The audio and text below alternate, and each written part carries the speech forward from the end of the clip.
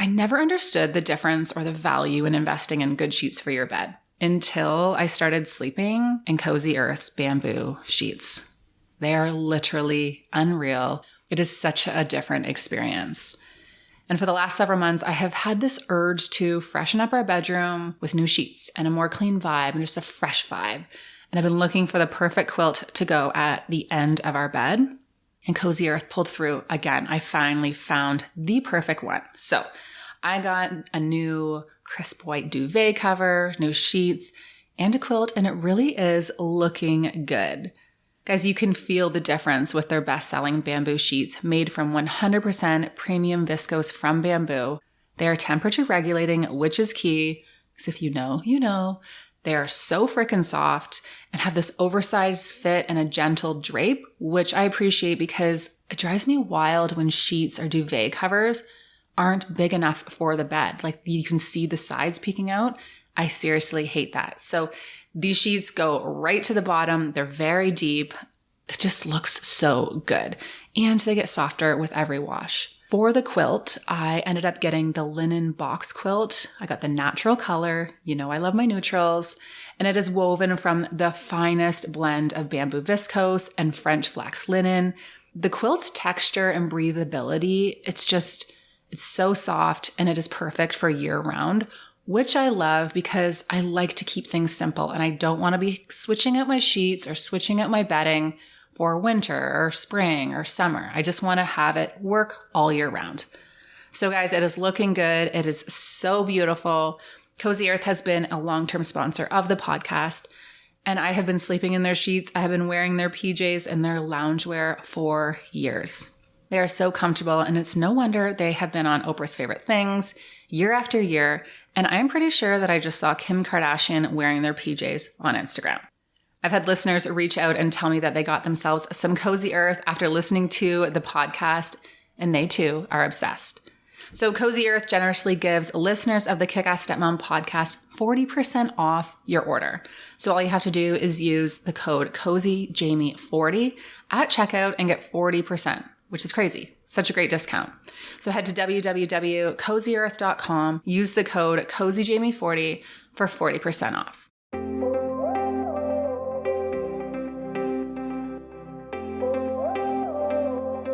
Hey, it's Jamie Scrimger. When I became a stepmom, I quickly realized that while moms are encouraged to keep it real, there's a big double standard when it comes to stepmoms. So I decided to start the conversation myself. Thriving as a stepmom doesn't just come from conversations about being a stepmom, though. Here, we dive into marriage, relationships, personal growth, and more. My mission? Inspire you to live a kick-ass life while bringing you along as I create my own.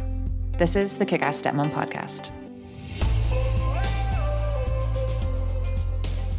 Hello. Welcome to the KICK-ASS Stepmom Podcast.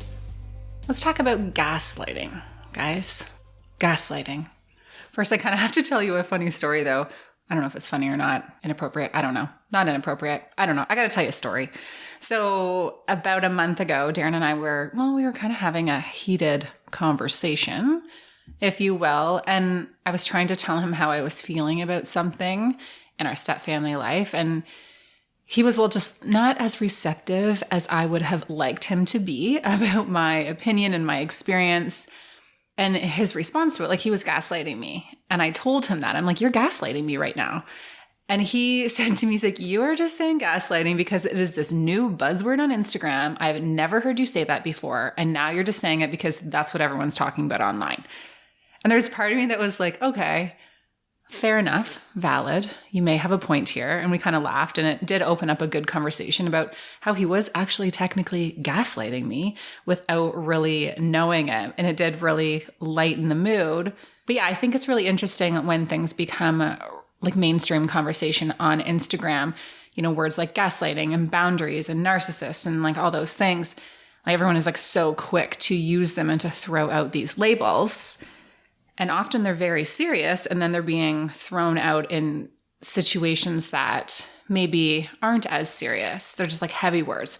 Anyway, started this whole conversation, so just kind of something to think about. But today's conversation is serious. It is about gaslighting, and gaslighting is a serious thing. especially in high conflict relationships and abusive relationships, and when there's, differences in power and all of that. A while back, I had Dr. Robin Stern, inside KICK-ASS Stepmom for an exclusive interview on gaslighting, because in 2007, she actually coined the term gaslight effect to explain the long-term effects that repeated gaslighting can have in relationships.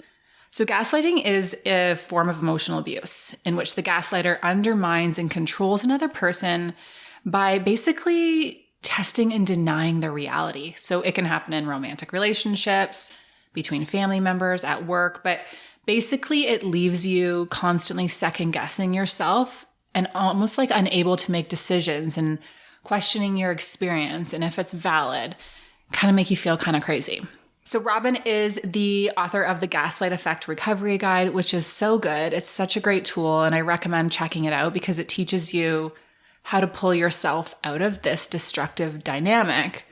But in this interview, we really talk about the different types of gaslighters, the behaviors that can sometimes lead to gaslighting, how you can redirect when you feel like you're being gaslit, conversation starters. We talk about stepfamily experiences and just so much more. So this episode really is a glimpse of some of the great content that is happening inside KICK-ASS Stepmom.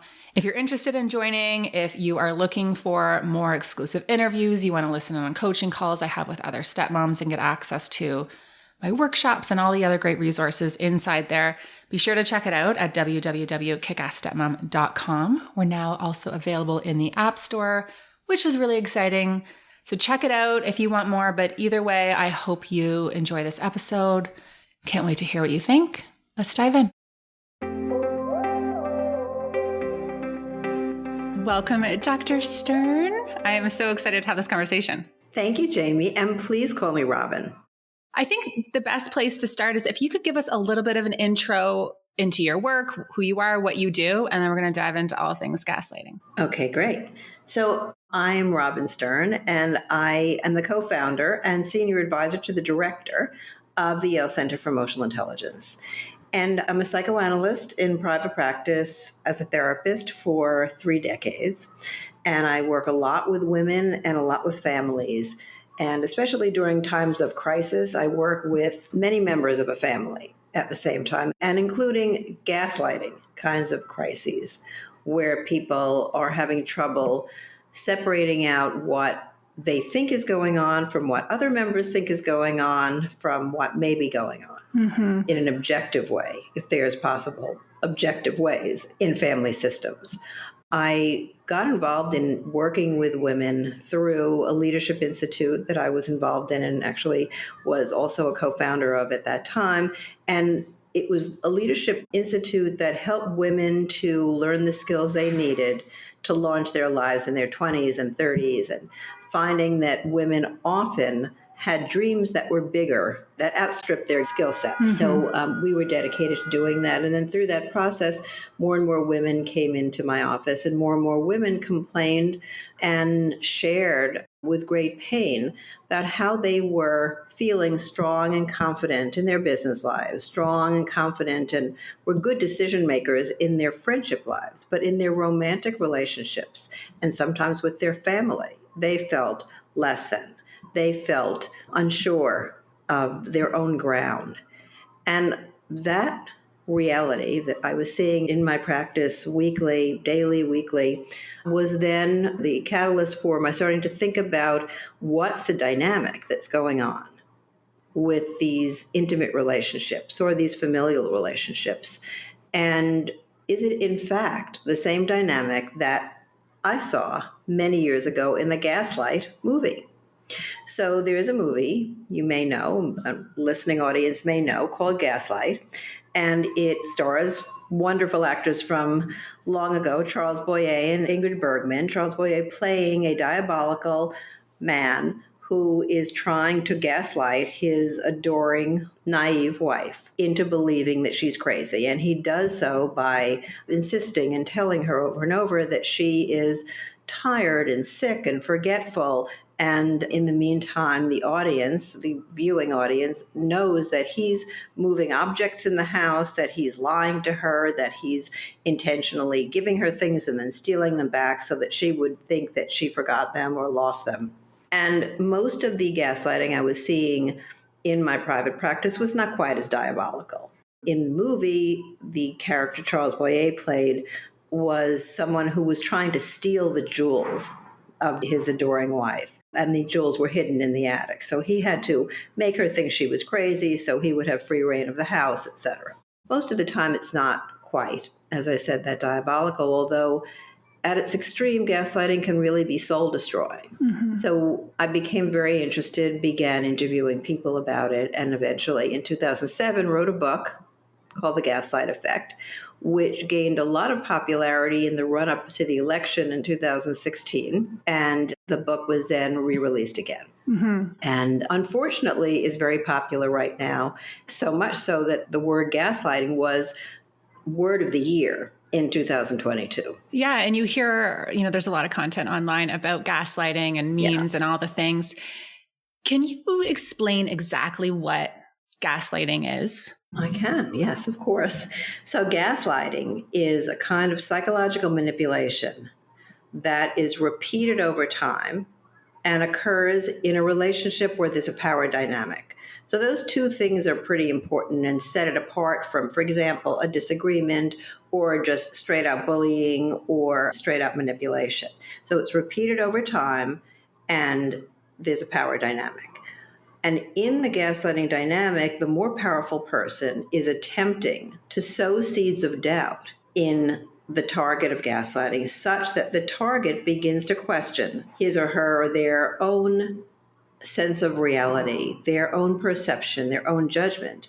And ultimately, if it goes on for long enough and is intense enough, question their own sanity. Mm-hmm. And how does this show up for women in family dynamics or maybe conflict within their home? Well, in a lot of different ways. First of all, I would say that if you have had gaslighting or you're experiencing gaslighting as a child, you're more vulnerable to experiencing gaslighting as an adult, unless there's some kind of intervention in between, so that you maybe go to therapy and your therapist alerts you to the fact, name it to tame it, this is gaslighting, this is how you can deal with it, and you begin to be mindful and you look for it. But otherwise, you've seen it in your childhood. You have that tape of uncertainty or that vulnerability to uncertainty in your mind. You grow up, you connect with someone who, again, is a gaslighter, and maybe not, as I said, a diabolical gaslighter, but says, you are forgetful. You know that about yourself. Oh my God, you're so sensitive. And uses that, oh my God, you're so sensitive, anytime he doesn't want to answer a question, anytime he wants to avoid responsibility. And because you've lived it, it doesn't set off alarm bells for you. In fact, it feels quite familiar because you're used to, unfortunately, and many people are used to, accommodating to the more powerful person, especially when the more powerful person is their parent or is a trusted family member. Because after all, why would somebody who loves you and cares for you and cares about you, why would they try to twist your reality? Why would they tell you something that isn't true? Mm-hmm. And so in families, it can be very painful, more painful many times than if it's happening in an outside relationship, because why is this person who loves you trying to tell you that there's something wrong with you? Or not trying, telling you that there's something wrong with you, and over again. Mm-hmm. I think this would really resonate with a lot of the stepmoms who are listening to this, because they're going to their partners and they're saying, this is how they're feeling. This is their experience. This is what's happening in the home. Mm-hmm. And many times they report to me that they end up leaving these conversations feeling like they've done something wrong, or they're overreacting, or their experience isn't true. Sure. Or can't you just let it ride? Can't you just accommodate? Let it go. Yeah. Yeah. Like, what's the big deal? Maybe you pushed her too far. Maybe you could be more sensitive. Mm-hmm. Are there different types of gaslightings? There are different types of gaslighters, mm-hmm. and there are different stages of gaslighting, and there are different ways that gaslighting shows up. And there are different levels of gaslighting also. So, for example, somebody can say to you in a moment, I never said that, when you know absolutely for certain that was said to you. Come on. That's not what happened. You're misremembering. So that person may be trying to gaslight you. It may be a gaslighting attempt, but if you are grounded in your own reality and you know for sure you didn't say that, or you did say that if they're contradicting you, then you can stand there and say to yourself and to the person accusing you, respectfully, I know you feel strongly about this, but that's not the truth, or that's not my truth. That's not the way it happened, or that's not accurate. Mm-hmm. But if you don't have either that confidence in yourself, or they repeat it over time, and that person has some power in your life, likely down the road a bit, you're going to be saying to yourself, is it possible that I could have misremembered that? Because after all, especially for women, we're taught to accommodate. We're taught to see things from the other perspective. We're taught about empathy, which is in fact stand in somebody else's shoes, take on their viewpoint, see how they feel. Yeah. Do you think that sometimes people gaslight without intending to? Yes, I do. So first of all, I'm a mom. I have 2 adult children who, if they were here on this recording, would say, Mom, there were times you did that to us too. You didn't mean to, but your anxiety, for instance, would lead you to say things that maybe they were gaslighting. And for sure that happens. I hear it in my practice. I hear it from friends, parents using, for example, anything they can think of, including, you don't really want to do that, including, you're not the type of kid who goes to those kind of places. I heard that story from a young person who was telling me a story about her friend whose mom inadvertently gaslit her because she didn't want her to go to a concert because the mom was afraid, right? Mm-hmm. And when that happens, if you know enough about yourself and you can stand in your reality, you can say, that's not true. And I think you're gaslighting me, if you have the word for it. And then your mom can take a step back and say, you know what? Maybe you were right. Maybe I'm saying that just because I don't want you to go. Mm-hmm. But how many times do we do it in passing such that that other conversation never happens? And the kid just walks away thinking, I don't know, maybe she's right. If you were looking at me right now, you would think that I have a sex toy in my hands, but I don't. And while sex is also a great way to help relieve stress and manage anxiety, I'm not holding a sex toy. I'm holding Moonbird. Moonbird is a handheld breathing device designed to comfortably fit in the palm of your hand, and it's like your own personal breathing coach. So in my episode with Ashley Neese on burnout and the power of breath a few weeks back, I talked about how much intentional breathing has helped me feel more grounded and manage my anxiety. Moonbird has been a huge support in this. Right now, while you're listening to this, I want you to stop and just do some breathing. So take a deep breath in for 5 seconds, out for 5 seconds, and do that like 5 or 6 times, even 10 times. We don't breathe enough. We don't really tap into the power of breath and how calming and grounding it can be. So Moonbird is the world's first handheld device for guided breathing exercises. So there's no need to look at an app. There's no need to count on your own. You just have to breathe. So you hold it in your hands and the vibrations in this device guide your breathing. So this helps support people with insomnia or poor sleep and stress and anxiety, ADHD, autism, and burnout. So when you shake the device, it will start inflating and then deflating. So in your hand, it'll feel like you're holding this little bird that's breathing in and out. And the only thing that you need to do is breathe along with the Moonbird.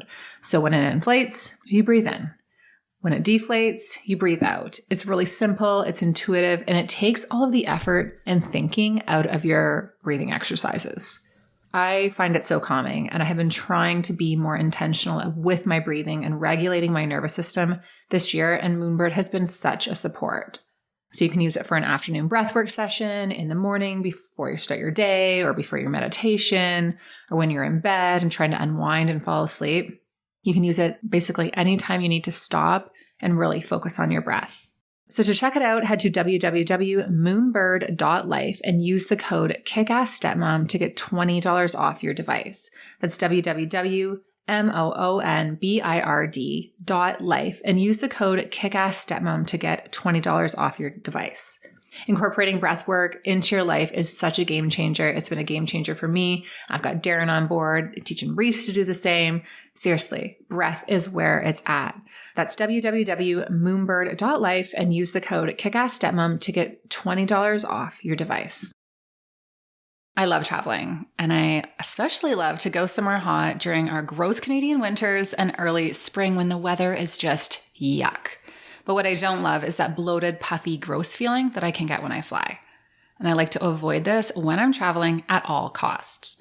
So when I'm in the airport, I always have my 40-ounce Stanley full of water and an Element watermelon salt. Element is my go-to electrolyte drink and is a must-pack when we are traveling. Not only is it a must on the airplane when we're away, it's also part of my daily routine.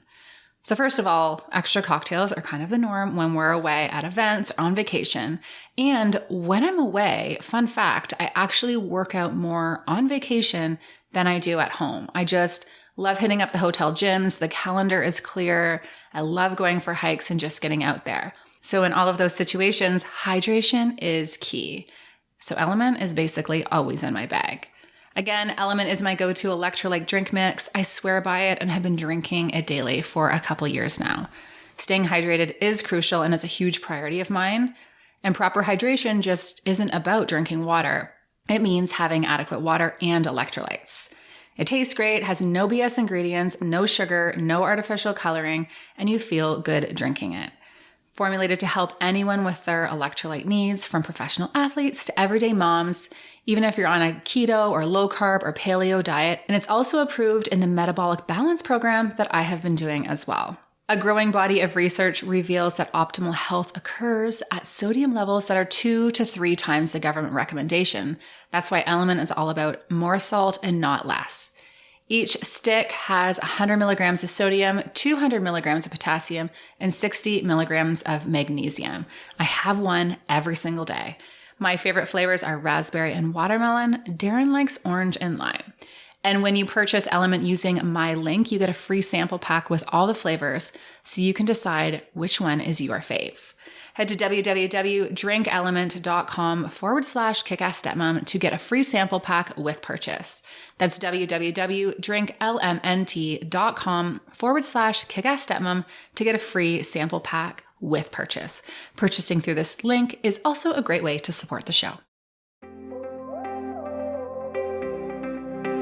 I'm curious about if you have any experience in seeing how gaslighting shows up in any co-parenting conflicts or dealing with a high conflict personality and things like that, because that I think is something that really resonates with our community. And I think, just to kind of go back, there's a lot of stepmoms who feel like their experience is constantly being minimized. Mm-hmm. And when they, again, try to say how they're feeling about something or how their maybe stepchildren are treating them or maybe how the ex makes them feel to their partner, that's, just, again, minimized, brought down. And mm-hmm. they leave those conversations or those arguments feeling like they've done something wrong when they have clearly been disrespected. Mm-hmm. It's really interesting, I think, how society has taught stepmoms to stay small and almost normalize the disrespect mm-hmm. of this form of motherhood.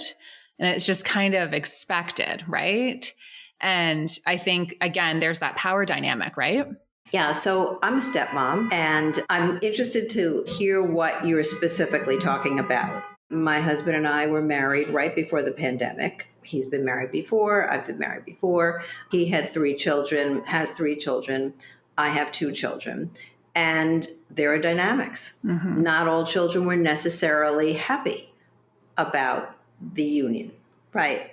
And I think that that's not uncommon. Certainly I see it in my practice, in my friend group, and people just who I've interviewed about gaslighting. It's fertile ground for gaslighting to occur. So tell me what you're thinking about, like specific examples that have come to your attention, and maybe we can unpack them. Yeah. So let's say, for example, a stepmom comes to their partner and is talking about how maybe when they're not home, their child is disrespecting and not, being polite or making like snide remarks or blatantly not listening to them, or, maybe the ex is not accepting their role or the ex is rude, things like that. And, you have the partner who is kind of caught in the middle, trying to keep the peace with everyone. And it's really common that, either the stepchild's like, I never said that. That didn't happen. Like, she's crazy. She's a bitch. Like, she's all these things. Or even the partner saying, well, you need to let this go. You need to pick your battles. That's not what they mean. They're not actually disrespecting you when they're blatantly disrespecting them. So I think, again, there's that extra layer with the stepfamily dynamics and maybe how the pressure that the partner feels. But then again, there's so many stepmoms who feel like their experience is being minimized and they're being made out to be the bad guy, when really they're just like, well, you don't have to like me, but can you just respect me, right? Can we find a way to like coexist? Yeah. So I think that some of that is gaslighting and some of it is just disrespectful and not believing. So if there's a conflict, a three-way conflict where the child is saying, oh, she's crazy, I never said that, then the dad in that situation or the other mom in that situation will carry that message back. So it's like almost gaslighting through the other person, right? So you're getting the gaslighting message, and it's the person who you love who's delivering it, and he's buying into it. So he's gaslighted, right? So he's living in some reality that isn't true in wanting to believe his child. But there is no discomfort on his end, perhaps, because, there's the discomfort of the tension in the relationship, but he's not going through, I wonder if she's right. Often the parent will immediately believe their child. And that's where the ground for gaslighting can be very fertile, unfortunately. Yeah. How would you recommend responding in a situation like that? Yeah. I think it really depends. It depends on the strength of the relationship. It depends on how emotionally sophisticated your partner is. It depends on how insistent the child is in keeping you looking bad or in hurting you or in minimizing your role. The easiest response is, I know that that's what you're telling me happened, but it's not what happened. Or I know that's what your daughter's telling you. However, that's not what happened. And if it goes on like that, then in the role of stepmom, what's your choice? You can keep beating that horse, right? Or you can say, you know what? I'm going to take a step back. Set some limits, set some boundaries around your interactions if there's a consistent gaslighting message, if there's a consistent way that you're being minimized. But that would be true for any kind of disrespect and abuse in a relationship in a family. So are you saying that, is there a difference between just like lying about something and gaslighting? There is. There is.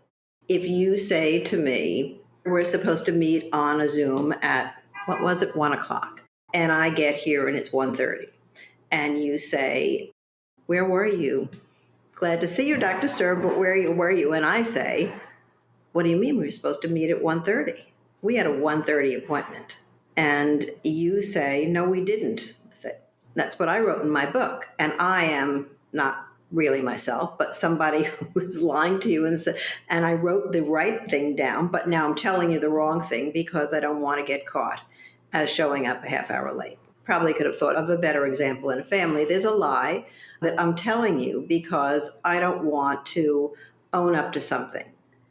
If I do that over time and I insist over time, then it becomes that kind of gaslighting because I'm forcing you to take a look by insisting, forcing you to take a look at, well, wait a minute, is that really true? Maybe I got it wrong. But if it's kind of a one-time thing, no, that didn't happen. I never made that appointment. I didn't make the commitment to see you then. The gaslighting piece of it would be, you always do this to me. You always do this. You never remember anything. You can't remember anything. Even dad says that about you. It's always interesting to pull in the other family member to support your gaslighting. So it's making someone question their reality about themselves. That's right. In the mildest stage of gaslighting, making someone question what they said or what they did. In the more serious stages of gaslighting, it's making somebody question who they are. Well, you don't really care about me, do you? It's not just that you said that you were going to show up or I thought you were going to show up and you say you never even knew about the appointment. It's that, obviously, you don't really care about me. Because if you really cared about me, you would have made sure to know when I had that appointment. You would have made sure to be there.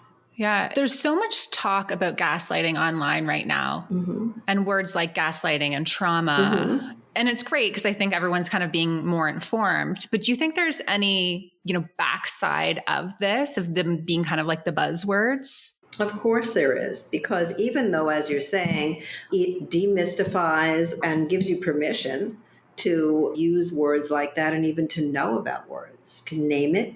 Once you can name it, you can address it, whether it's something that's trauma that you've experienced or experiencing, or gaslighting, or anything else that is overused and is a kind of therapy word or behavior in relationship word. But the danger is that everything is gaslighting. You're gaslighting me. You don't agree with me. You're gaslighting me. Or I don't agree with you. You say to me, you're gaslighting me. And so what's the difference between having situations where, and I'm sure you've dealt with this in your practice, because different people can experience the same situations in different ways based on their lens, right? There's the book, it's called No One's the Bitch or something like that. And it was written by an ex-wife and the stepmom. And they recall meeting in different situations. And they recall what it was like the first time they met each other, or there was an incident in a entranceway. And their recollection of that very same event is very different.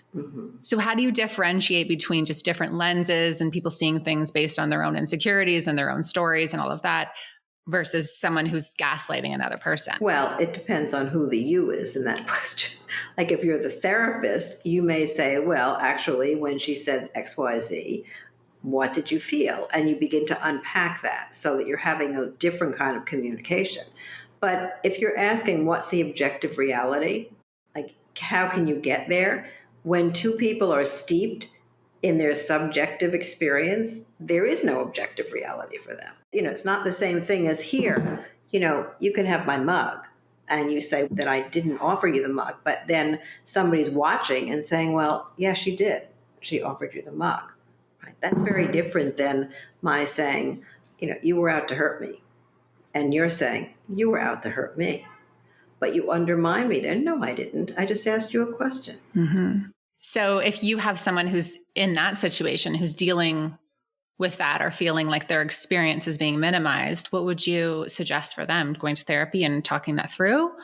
Is there anything that they can do in their own relationships to try to mitigate that, I guess? Well, I would suggest that if somebody is feeling that someone else in their family or anywhere else is trying to hurt them or undermine them, as long as it's safe to confront the person, and what I mean by confront is to have a conversation, then have that conversation. Every time I ask you a question about anything, you turn it into something about me, like you tell me either I'm too sensitive or I'm too paranoid or that I am intrusive. I just want to get to know you, and I'm not trying to be intrusive. But I hear that my questions aren't making you comfortable, but your responses aren't making me comfortable either, because you're telling me there's something wrong with me. Can we talk about this? Sometimes you can even say, I feel like you're gaslighting me. That every time I say something to you, you are twisting it into something about me. So if I ask you, hey, where were you last night? And you say to me, you're so paranoid. Well, maybe I am paranoid, but probably you had a hand in that. And also, I still don't know where you were last night. Yeah. So, that's a very common one that I see between couples. I can't reach you at your office. Come on, you've got to be kidding me. You're so paranoid. Like, what's your problem? Or even with kids and parents. I called you on your cell phone. I never got the phone call. You didn't call me. You're just making it up. Why do you need to know where I am? Why are you so paranoid? I'm 18 years old. Or I'm 25 years old. Okay, but you just moved into our home, and I like to know where you are. No, sorry, too paranoid. Mm-hmm.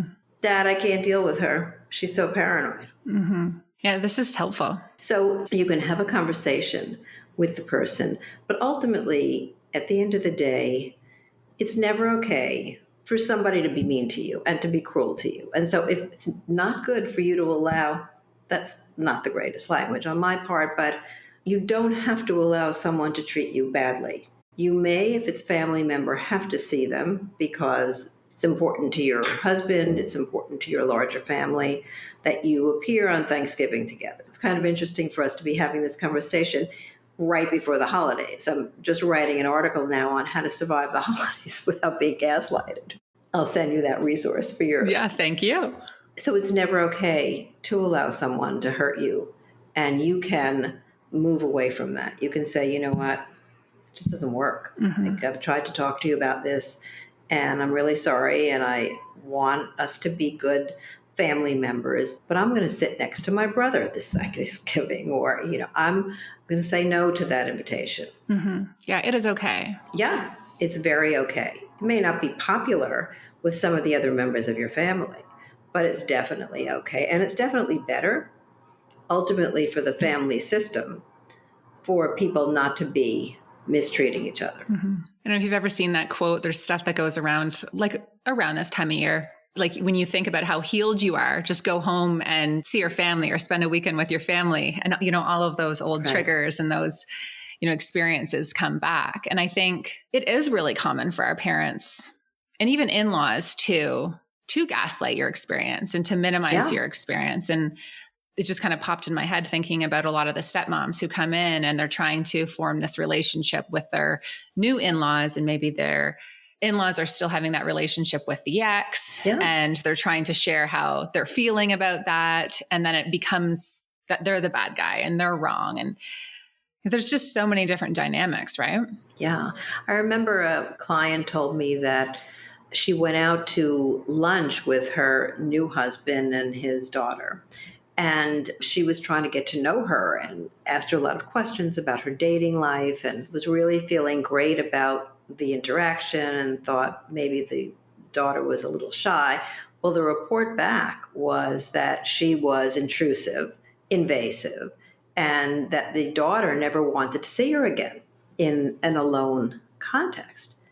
And she was really hurt about it. And her husband at the time took her daughter's position and said, well, you realize that you were intrusive. And she said, I didn't mean to be intrusive. I was just asking her, are you dating? How's your life going? And that was my bid to get to know her. And he kept insisting that she was intrusive. And she came to therapy saying, I never thought of myself as intrusive. I'm curious, I'm interested, but I don't even know how to express my interest unless I'm asking a question. Mm-hmm. So she started to feel bad about their relationship in that triangle from the very beginning of her new marriage. And it colored her relationship with her husband and his daughter for the duration of their marriage. Mm-hmm. Did the marriage end? The marriage ended. Yeah. And that's a huge thing. I've been thinking a lot about that. You really do need, for a successful step-family life or a successful second marriage when kids are involved, a supportive partner who has your back and who listens to you and hears the different perspectives and hears the different sides. And obviously they have to be supportive of their kids, but just to not tolerate any disrespect or any storytelling, really. Mm-hmm. One thing that I think can be very effective, and I definitely share it with people all the time, is the power of pausing, the power of collecting yourself before you get into a conversation about all this stuff, especially where there's been miscommunication. So bring yourself to a place where you can actually have a conversation and leave your emotions out. You can say what they are, but leave the intensity, or just hold it in a different way. Because I do think that most things are discussable. Most things can be put out there in a way where you can talk about them. But if you're coming into the conversation feeling like you can't stand the person you're talking about, or you're furious because this happened with your husband's child and he's not having your back. It's going to be hard to have the conversation. And then what? Then you're left with the bad feelings. Your spouse is left with the bad feelings. At some point, it's going to come up again. At some point, it will happen again, unless the dynamic shifts. And there's tremendous power in simply putting your feelings out there. Like this.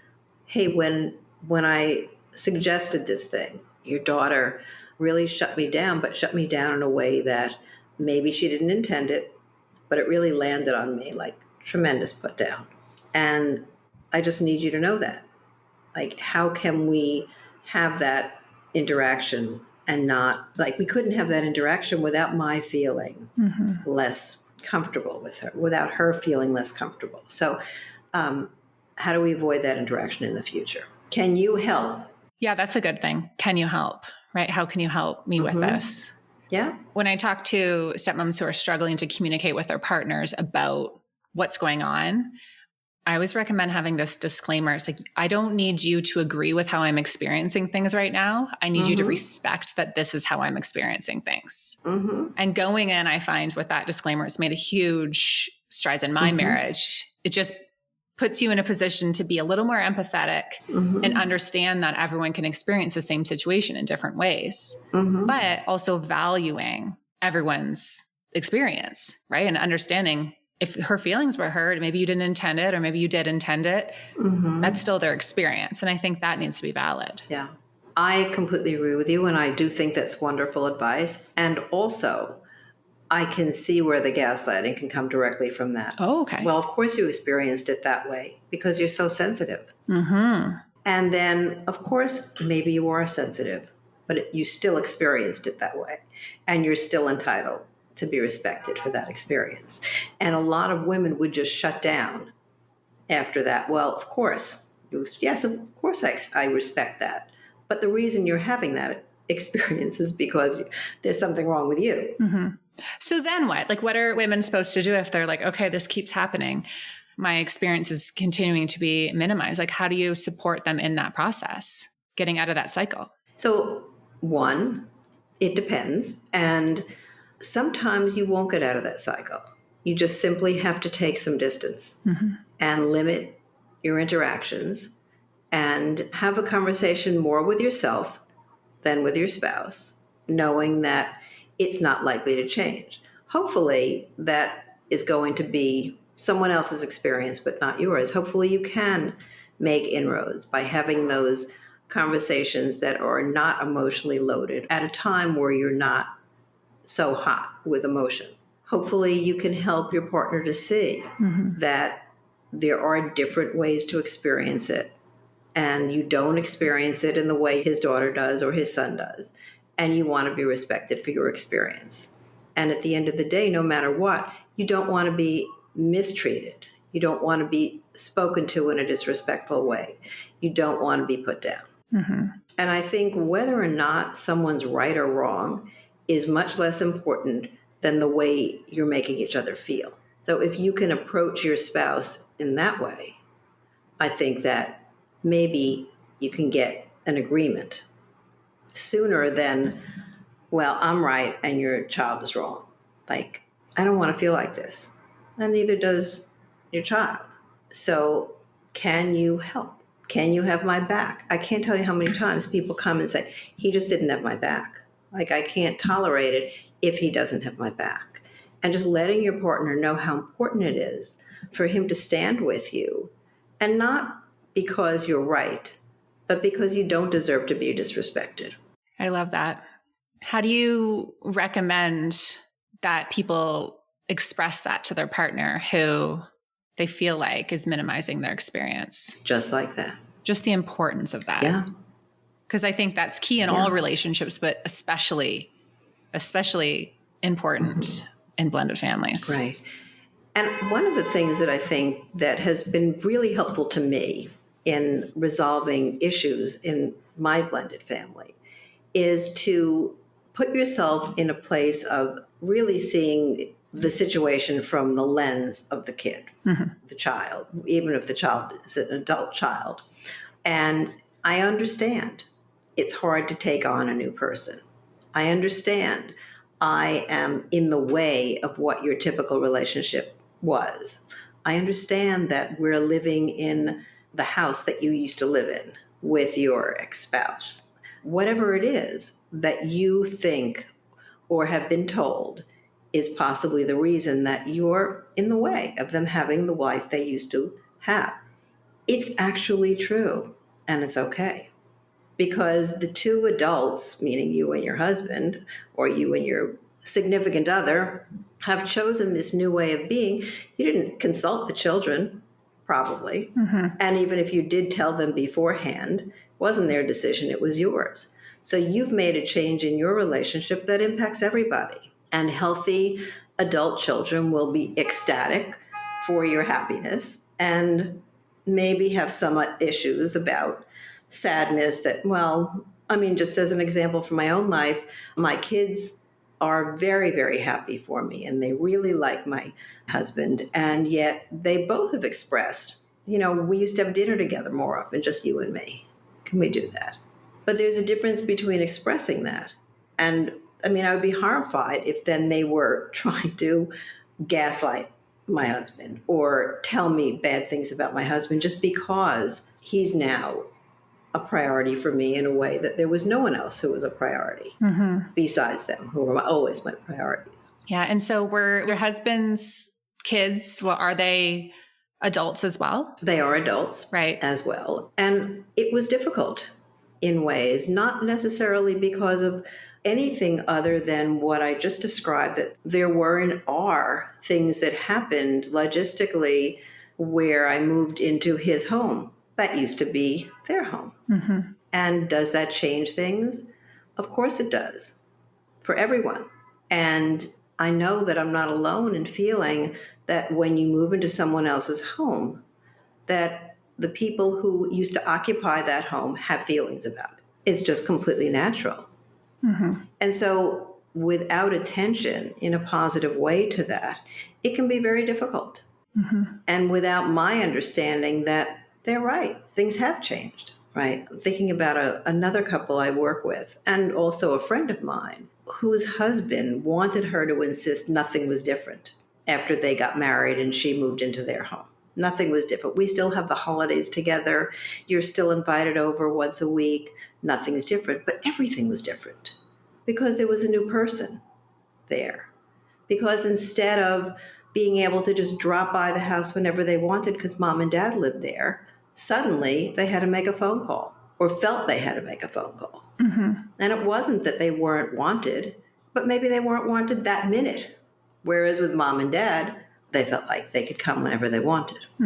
So you're saying there's power in naming and identifying the changes and what's actually going on for the kids. There's power in naming and there's power in compassion. There's power in knowing as you walk into that relationship as stepmom that you are going to deal with stuff. And especially if there are any issues about personality or just stages of life that you meet each other in, or the circumstance of the end of the last marriage, who left who, and was there a death, and things like that all play in. So if you can put yourself in the position of compassion, and believe me, not suggesting that because you're compassionate that you should allow yourself to be mistreated, no. But it might help you to come to a conversation with your spouse in a different way. I hear a lot of stepmoms say that their partner in heterosexual marriages, they want to pretend everything is the same. Like, do you think that's a man thing? It's almost like just kind of slotting this new woman into the role, right? Like everything's still the same. The traditions are still the same. They want the stepmom to be there for everything that the mom would be there for. Right. Just keeping everything, being slotted into that role. Yeah. I hear that so often. And I wonder. I hear it so often also. Yeah. What that's about, or why the men are reluctant to acknowledge the change. Hard to deal with. I mean, we just spent an hour talking about how hard it is to deal with it. True. Right. And women, I know this is a big generalization, but we're better at it. We're better at a lot of things. Yeah. No, I'm just joking. It's so true. Right? Yeah, it is true. Especially those things that are about complicated feelings.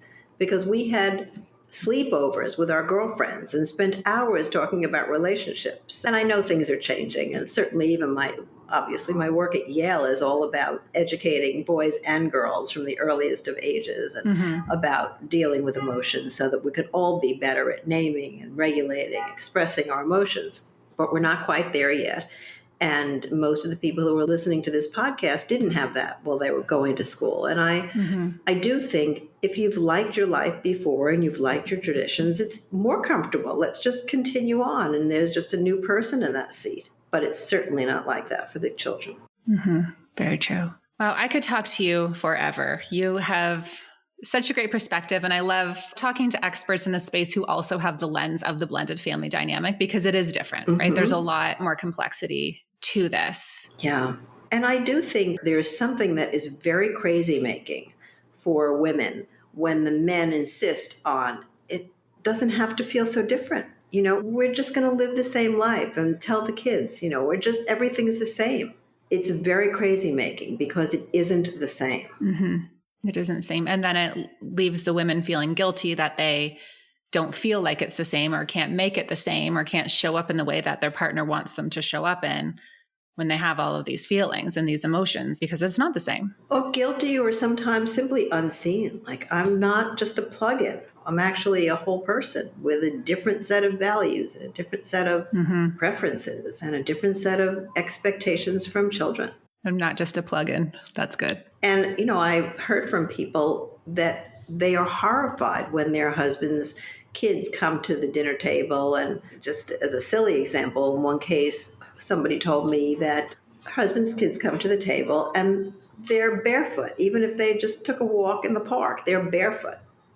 And she came to a table on a holiday dressed. Everyone in her family is dressed. And when she began to express her difference, it was really very unpopular on the whole table. Well, different values and different traditions and different ways of doing things. And then do you have a right to expect that your new family will respect your way of doing things? Or do you have to accommodate or feel the pressure to accommodate to the old way of being in the family? Or do you come together and try to find a way to meet halfway? I don't know. Ideally, you do. Ideally you do. Yeah.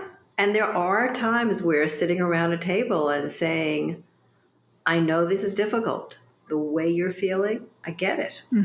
I get it. You have every right to your feelings. And those can be very successful conversations. I've had them. I can tell you they're difficult. And they can be successful. Successful meaning not that you're changing people's feelings, but that you say, I see you, and I'd like you to see me too. And maybe we're not going to do anything differently, but maybe it will lead to something that's different in the future. That's really powerful.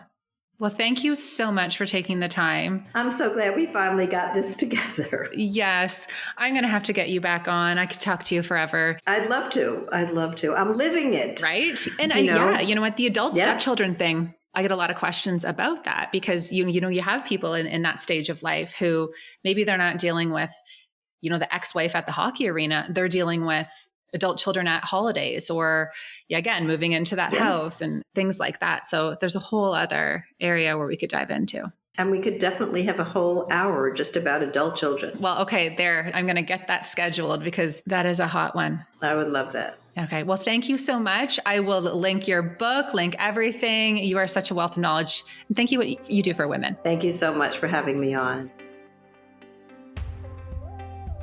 That's it for this one. Thank you so much for tuning in. And if this episode resonated with you, I'd be so grateful if you could share it with someone in your life who you think could benefit from it. And if you haven't already left a rating and a review on iTunes, it really is the best way to support the show. And if you're craving more real talk and coaching and community, be sure to check out my membership, the KICK-ASS Stepmom Community. Head to www.kickassstepmom.com to learn more.